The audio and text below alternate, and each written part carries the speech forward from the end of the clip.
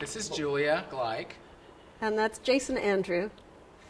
And we're Norte Maar. We've been producing Counterpoint for 8 years, including in London and New York.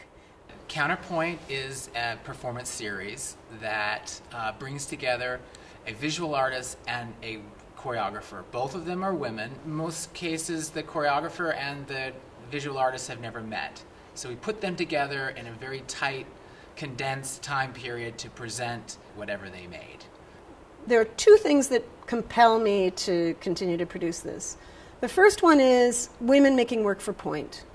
I just feel like it's a really hard job, and there's not a lot of respect for it. Maybe because women are usually in tutus, or they're thought of as light and airy in ballet contexts.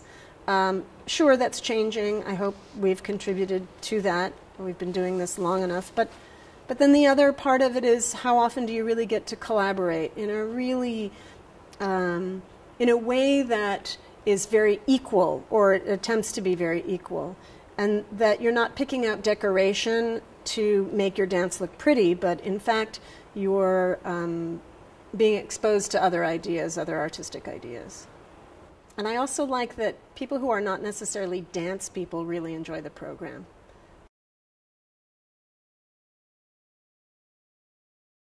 Let me show you a thing or two, and Jason will work with Hymas. So, on stage. Let's see how high let's change it and see if it'll work first, and then we can go up. So we'll have to go up.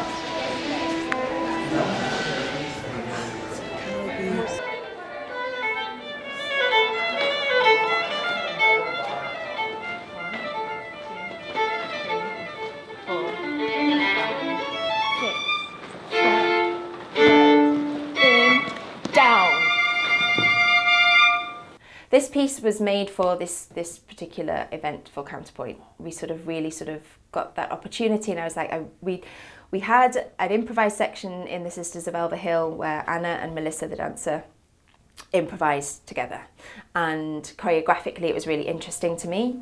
So I was like, I really want to develop that idea. So we're all on stage, the dancers and the musicians, combining folk music and ballet. And this was, Melissa and I were both in it. And we had a little improvised section in the middle of it when her head turns into a head of a ram.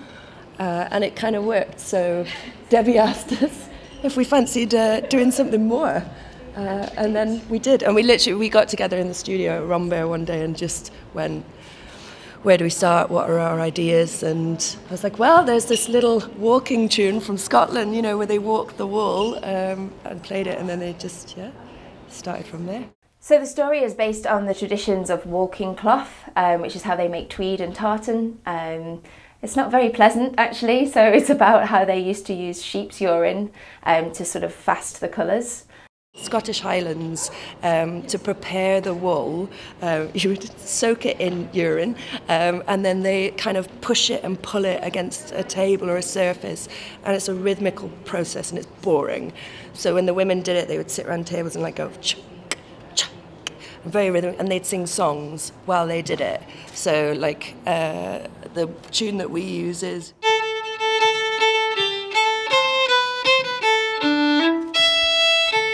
and so you can imagine they're like pushing the fabric. So you'll see Melissa doing it with her feet and with her hands. And Melissa is a dancer that I've trained, that I've known for a long time. She's a professional dancer, and she did this piece for me and sort of brought all the ideas to life.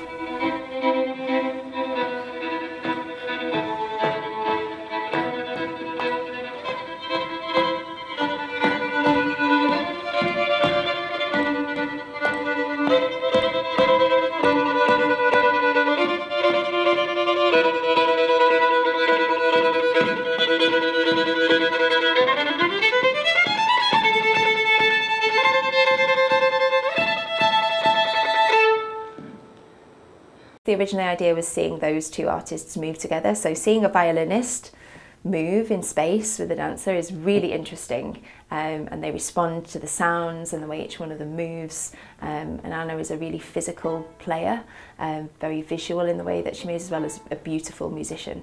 I mean, traditional music is really interesting, the way people readapt and reinvent, and they take the tune and they pull it to pieces and they put it back together, and all of a sudden you'll hear something that you go, oh, I know that song, and it's great the way it all gets passed down through heritage and tradition.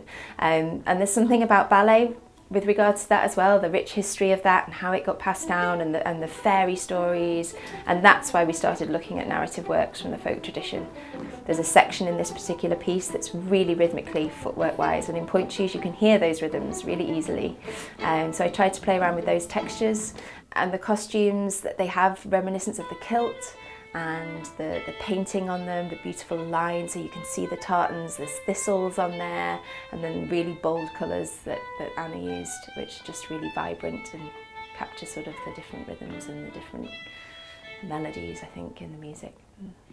So that was sort of the main collaboration. My mum is a wonderful costume maker, so she made the costumes and Anna painted them with all the beautiful designs and those really sort of bold colours. Anna, our visual artist, we both went to the same ballet school in London together 20 years ago, and I got in touch with her and said would she be interested in collaborating on the piece. We both did art at school together as well as dance. I also have a degree in theatre design from Central St Martin's in London, so it was a bit like coming back to working with costumes and scenery. We were obviously quite limited by what we could bring on an aeroplane. So the main focus of this piece was going to be the costumes. I've always made paper dresses for some reason, which are almost a bit kimono-like in shape. And so it was almost bringing that work into it, a collage effect with all the fabrics tied and the different layers.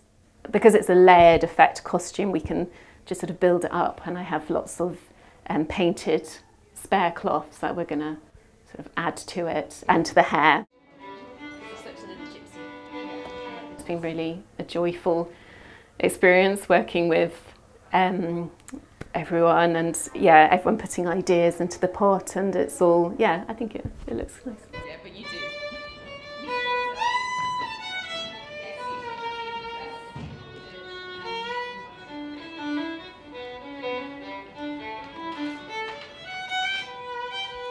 There will be backlight only, but not a down, not like a straight down. Can we try the one from behind and then the one from the front? That would be the main special.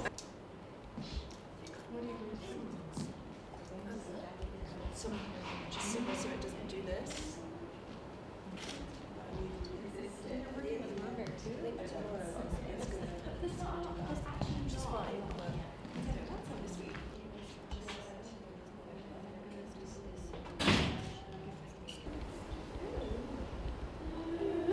Just go to where you start, you two. The dancers start upstage left.